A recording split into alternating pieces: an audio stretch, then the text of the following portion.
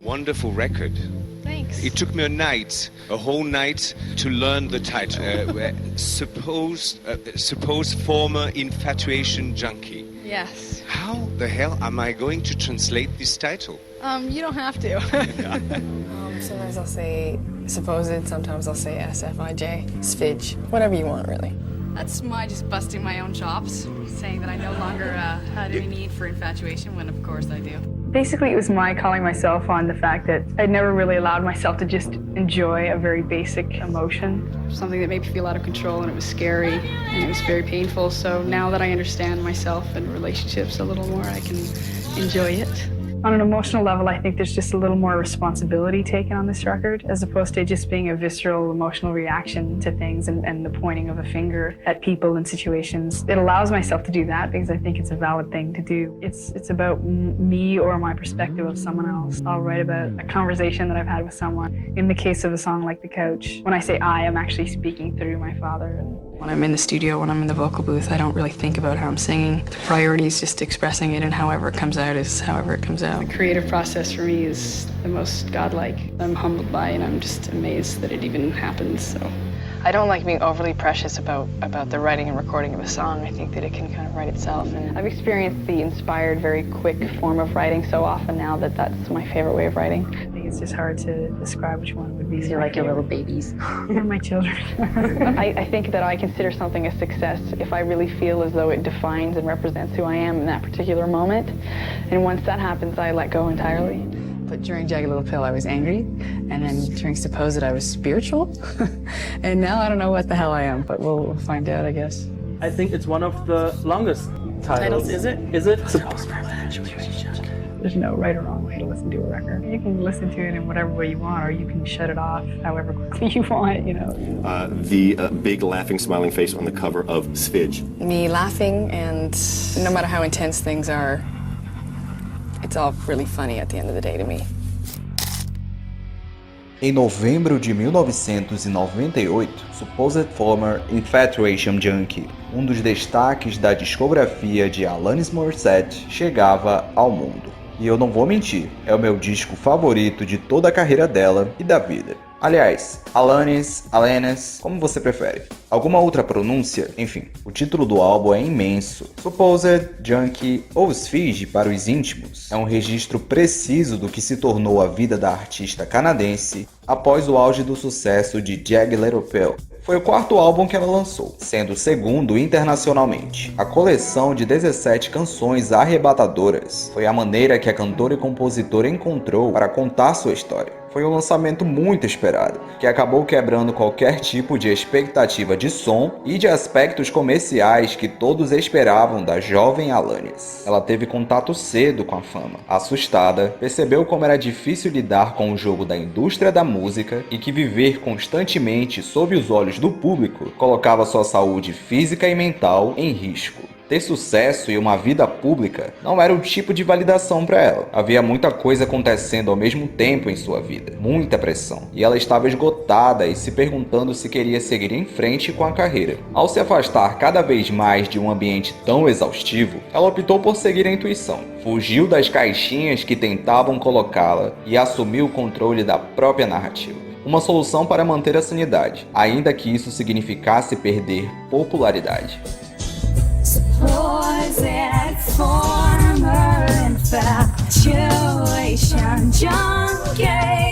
De primeira, o resultado do Junkie pode soar complicado. Alanis escolheu estruturas não convencionais nas letras e produções das canções, muitas delas sem refrão, sem rimas e com trechos escondidos. Ela realmente conseguiu colocar o maior número possível de palavras em cada frase, encaixando perfeitamente o som e a melodia com o que tinha a dizer. Alanis esteve completamente envolvida no processo de criação. Co-produziu Junkie em parceria com Glenn Ballard. Ela é a única responsável por todas as letras do álbum e algumas músicas fez sozinha.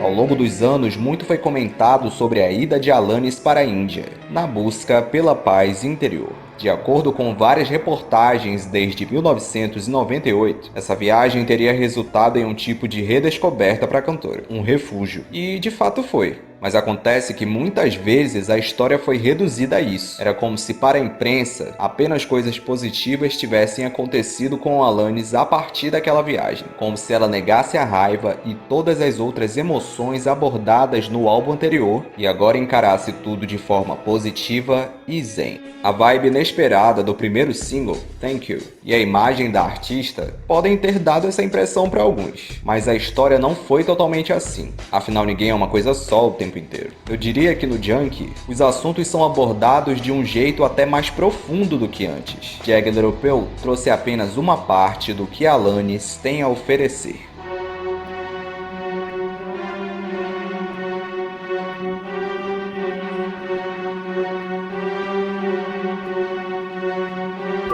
O período que antecedeu o Junkie também foi um momento de descanso para Alanis, que vinha trabalhando sem parar desde a infância para alcançar tudo o que conquistou. Esse tempo lhe trouxe inspiração. As viagens que ela fez para a Índia e também para Cuba influenciaram a música e a identidade visual do disco. Alanis quis ir além, nada daquilo se materializou de forma vazia, caricata ou desrespeitosa. Me parece que Alanis soube muito bem como traduzir nas imagens de Supposed Former Infatuation Junkie todos os sentimentos que queria discutir nas canções.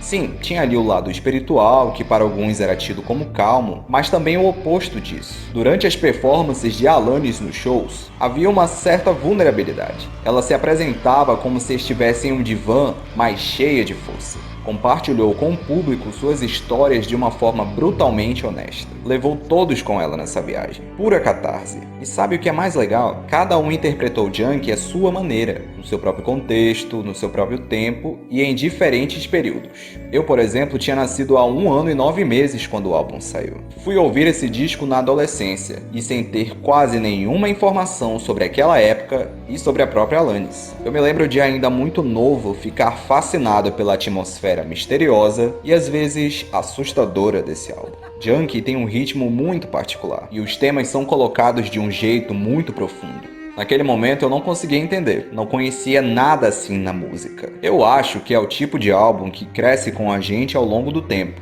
que faz com que as pessoas interpretem as músicas de maneiras diferentes à medida que acumulam novas experiências. É um álbum realmente especial. Deixa a gente curioso, com vontade de procurar as traduções das canções. E daí surgem as teorias sobre o que Alanis estava querendo dizer nas letras. Além disso, mostra o lado universal da música, que rompe qualquer barreira de idioma. Tão grandioso quanto o álbum foi o show da Junkie Tour. Com o passar do tempo, Alanis acabou tocando todas as músicas do disco em turnê entre 1998 e 2000.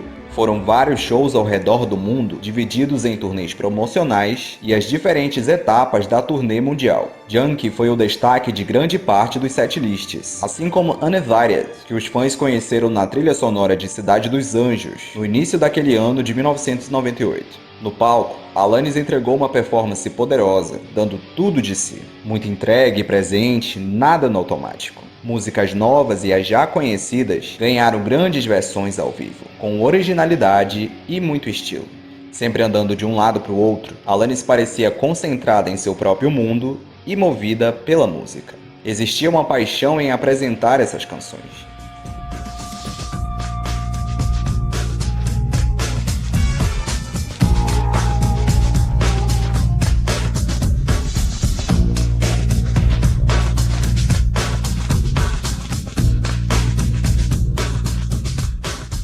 Foi um período muito interessante da carreira dela, com experimentações por todos os lados. Ela saiu em turnê com Tori Amos e também se apresentou em países que ainda não havia visitado ou que pouco esteve anteriormente. Houve um extenso período de divulgação. Além dos videoclipes, ela era presença marcada em jornais e revistas. Muitos conteúdos de entrevistas, performances, shows em festivais, em rádios e programas de TV pra gente consumir pra sempre. E ainda temos os registros feitos pelos fãs. É coisa que não acaba mais. B-sides como Pollyanna Flower, gravações especiais como Still, do filme Dogma, no qual a própria Alanis apareceu como Deus. A colaboração em The Prayer Cycle, especiais de TV, Live in the Nerval Nation, VH1 Storytellers e o lendário MTV Unplugged, que se tornou um clássico das séries de acústicos da emissora e é cheio de versões incríveis. O álbum ao vivo foi produzido por Alanis. Nossa amada canadense é conhecida pelas habilidades com as palavras. Uma compositora capaz de criar mundos a partir de seus textos. É quase possível visualizar o que está sendo dito. Na época que o Supposed Former Infatuation Junkie saiu, Alanis tinha apenas 24 anos de idade. O álbum trouxe algumas das melhores letras dela. Perguntas e revelações sobre assuntos que acumulou durante anos. Coisas que teve a coragem de dizer em voz alta pela primeira vez. Ela expôs todas as emoções de um jeito que é raro no mundo da música. Tudo isso com vocais crus, que às vezes causam um incômodo a quem está ouvindo. Vocais que se apresentam quase como as demos originais das canções. As letras vieram acompanhadas de uma paisagem sonora autêntica, eclética e cheia de camadas. Muitas mesmo, e com diferentes influências musicais. Vale a pena ouvir esse disco com fones de ouvido. Ainda consigo perceber algo novo dele a cada vez que escuto. Teve muita ousadia na programação eletrônica, nos sintetizadores, nos vocais e na pronúncia das palavras. Além da presença de flauta, gaita, piano, guitarra, baixo,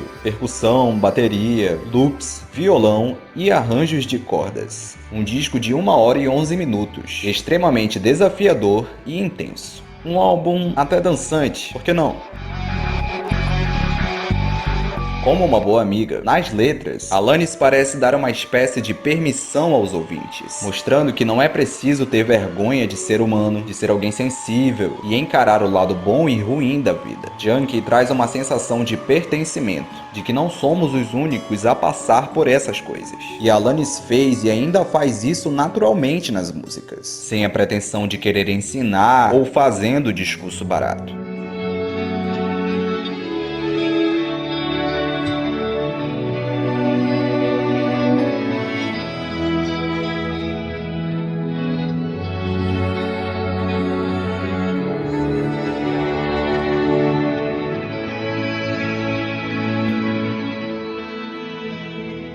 Junkie é fruto da criatividade em estúdio de alguém que não tinha mais nada a provar pra ninguém e que tampouco se sentia na obrigação de repetir o que já lhe era garantido. Artistas precisam de liberdade e, infelizmente, isso é muito raro. Especialmente para alguém tão jovem e para uma mulher na indústria da música, principalmente naquela época.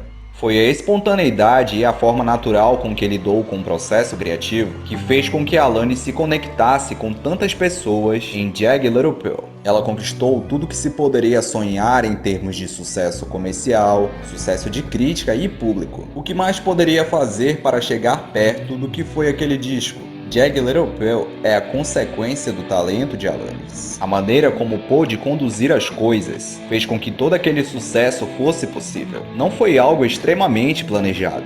Veio do lado bom de uma artista ser egoísta o suficiente para entregar o que quer sem se preocupar com as projeções dos outros. Foi assim que Alanis criou algo único e eterno. Com Junkie não foi diferente. A autenticidade e o lado autobiográfico continuavam lá, assim como a sede pelo novo e uma imensa vontade de se expressar. É um álbum cheio de joias na carreira de Alanis e merece ser sempre revisitado.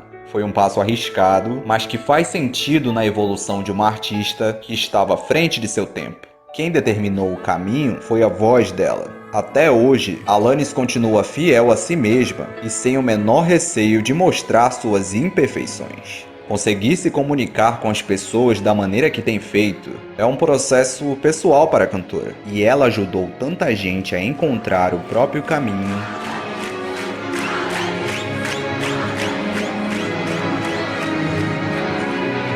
A obra-prima, Supposed Former Infatuation Junkie, é uma verdadeira experiência, cheia de altos e baixos, em músicas geniais. Alanis em seu melhor.